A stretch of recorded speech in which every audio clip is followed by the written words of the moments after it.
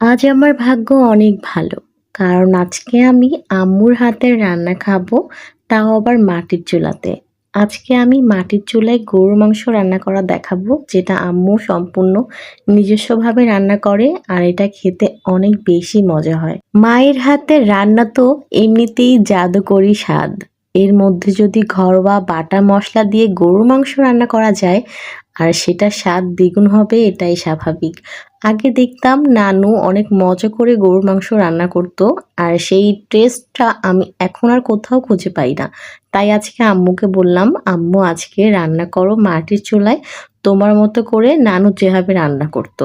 আম্মু গরুর মাংসে সব ধরনের মশলা দিয়ে মেখে তারপর চুলাতে বসিয়েছে। এখানে কিন্তু পানি ব্যবহার করা হয়নি, মাংস থেকেই পানি উঠেছে।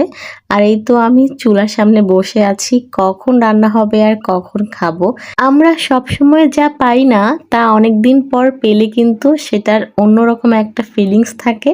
যেমন মায়ের হাতে রান্না খাওয়ার ভাগ্য সবসময় থাকে না, আবার মাটির চুলাতেও রান্না করা হয় না। রান্না প্রায় শেষ হয়ে গেছে, এত সুন্দর একটা স্মেল এসেছে যেটা শেয়ার করা পসিবল না, কিন্তু খেতে আর দেখতে দুর্দান্ত হয়েছে। কালারটা কি সুন্দর এসেছে আর অন্যরকম একটা স্মেল আসছে, যেটা আমরা গ্যাসের চুলায় রান্না করে পাই না। আর মায়ের হাতের রান্না বলে কথা, ওটার টেস্ট তো অলওয়েজ 100-তে 100 থাকবে।